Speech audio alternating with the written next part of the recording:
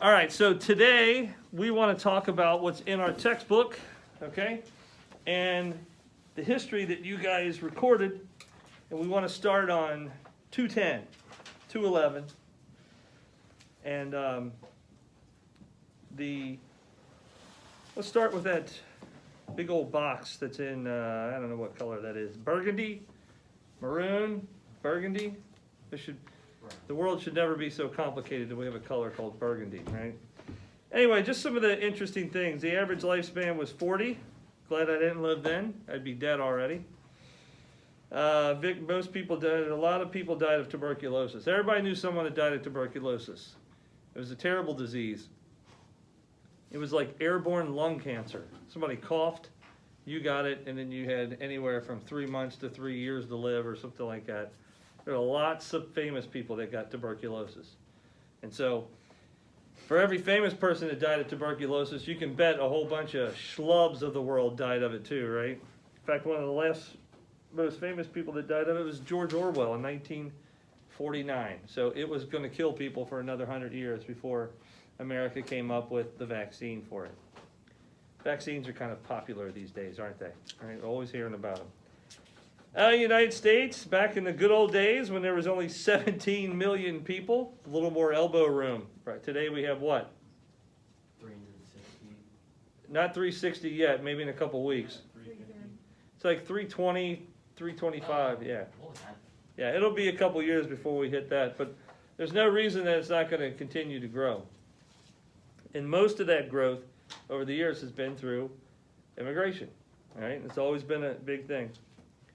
Moving over, talk about the cities were terrible places to go. It stunk. There's trash in the streets. There would have been animal excrement in the streets. It could have been human. It probably was. It was just dirty. It was really industrial and as unsanitary as can possibly be. Would not have been a fun place to go. No one wanted to visit the city, right? They went there for business. School. One-room schoolhouse, more than likely, if you went. And that means everybody from first grade up to high school was in the same room. I'm sure no bullying occurred in that scenario, right?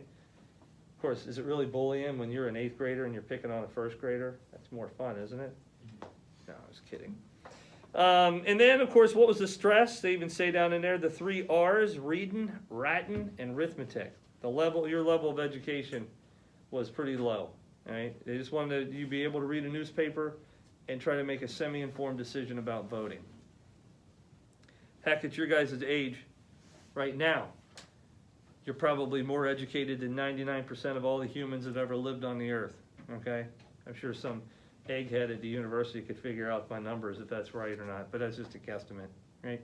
But there just has not been formal education for all is an American concept. Okay?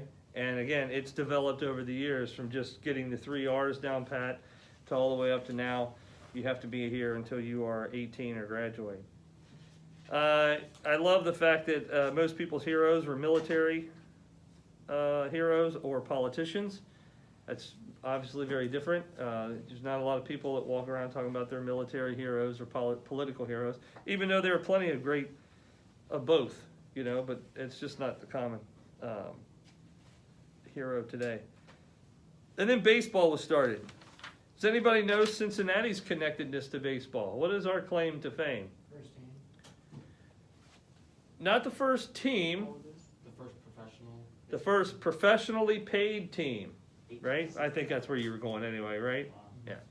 First, I mean, we talk about that all the time, right? First, and I used to wonder that as a kid. How could you be the only professional team? Like Major League standings, Reds are in first place and in last. They were undefeated. So. Yes, they were. So I always wondered what that meant, right? Well, Ken Burns, by the way, if you're interested in history, really good history, Ken Burns is America's greatest, probably, historian right now. He's been around for 30-some years doing great histories of America. And he did one on baseball. And I watched the part on the Reds.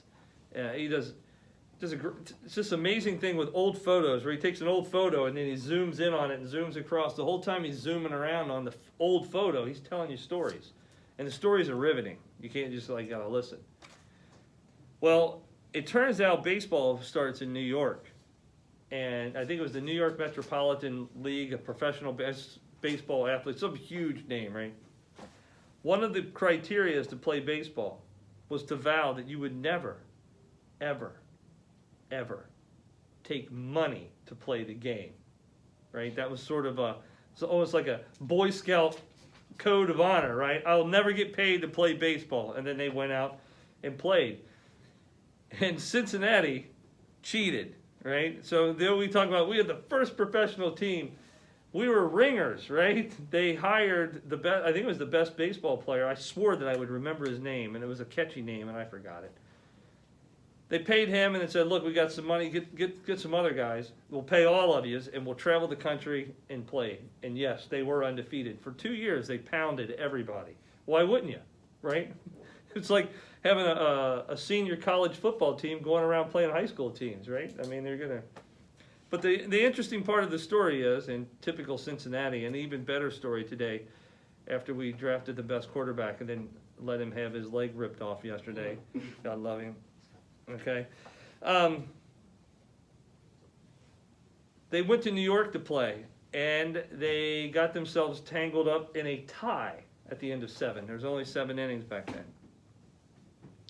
The option was, do you want to play the first ever extra inning baseball game? Well, the Reds did, because they did not want to have a tie. They wanted to win outright, keep that undefeated record. They lost in extra innings. And promptly the team was disbanded because people quit coming to the game because the Reds were 160-something and 1. And the fans vacated the place. I think it was Crosley. I think it was one of the guys that founded the team. That's why it's Crosley Stadium. But just cracks me up that there's Cincinnati. We pride ourselves on that, but we really weren't supposed to be paying. But I don't think nobody would look back, because obviously paid professional sports is a big deal in the world, you know, and the concept came here. Right? So good old America. If we can figure out a way to make a buck on it, we'll do it, right? And that leads us back to our transcendentalist guys. Looking on page 211, you guys see that little train down there? The locomotive? You see the light on it? If you go to the right, there's a line there that I want to talk about today. Make sure you understand. The Americans who called themselves transcendentalists were idealists. Do we know the difference? Do we know what an idealist is?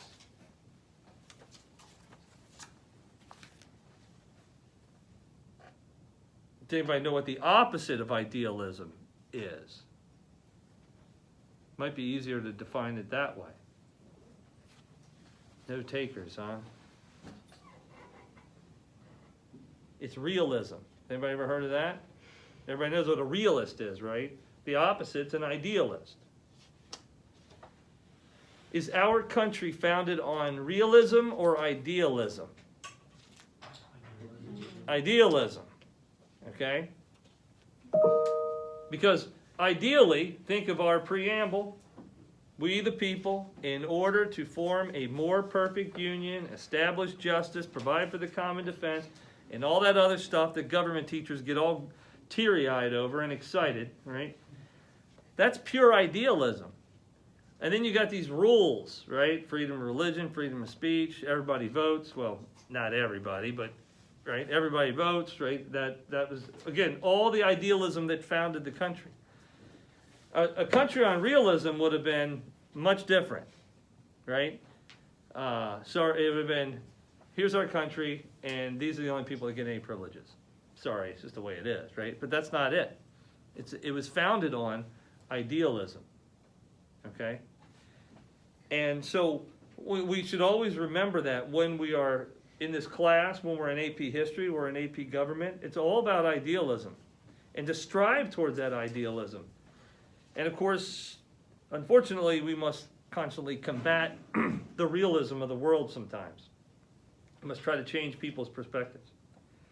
Now, speaking of changing perspectives, in the 1840s, which is when this was going on, what was the most insane, radical, which of the two was the most insane, radical idea? The idea of freeing the slaves or the idea of women voting? Which was the most absurd? Women voting. Women voting. What makes you think that? It wasn't, they couldn't vote for like another 60 years. It wasn't questioned. You're right. It's actually from the moment the women's suffrage movement began, it took 70 years for them to get the right to vote. That's exactly right. What was that in the back? I said it wasn't questioned. What do you mean? Like it was never, it was just always assumed that men were the more dominant. Well, we have good. Not what We know the debate about slavery in the slave states was going on. When you study AP U.S. history, there was a lot of fighting going on. All the Missouri Compromise, all the stuff about expanding out west. It was all about slavery, stopping the slave states, keeping it fair. Except for the African Americans, right? But it was all of that stuff in Congress. They'd been debating that for years. In fact, that's one of the reasons why I gave you to read the part of the original Declaration of Independence. What does Jefferson try to sneak through on the original Declaration of Independence? But that clause about how slavery was evil and that the English gave it to us. There was a push to get rid of slavery at the dawn of the country, at the very beginning. And the irony is, and it's something that you look at in AP US history, the guy proposing it was a massive slave owner. Okay? He would have been happy probably to get rid of all of them. But he didn't have the moral fortitude, if you will, to make a stand and say, you know what, after the fact, since you guys didn't all get rid of yours, I'm going to get rid of mine. I'm going to lead the way. And he was kind of cowardly on that regard because he would have lost his fortune, right? The wealth in slaves was unbelievable.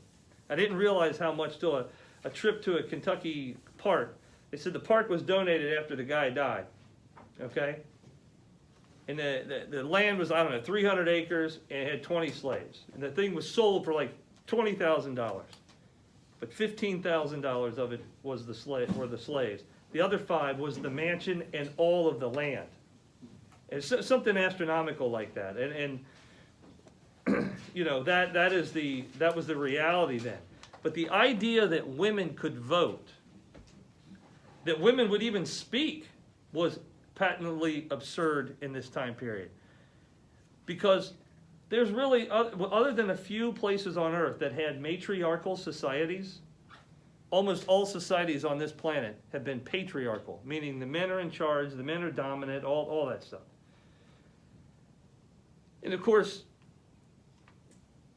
in Europe, women had no involvement in the church other than the nuns, right? And they weren't the rulers of the church. Obviously, everything went through the male heirs, and the only time that was ever upset was in the crazy liberal nuts of England, where Queen Elizabeth basically pulled the wool over everybody's eyes and remained to be queen, the first Queen Elizabeth. She was supposed to get married and take on the king. She never did. That was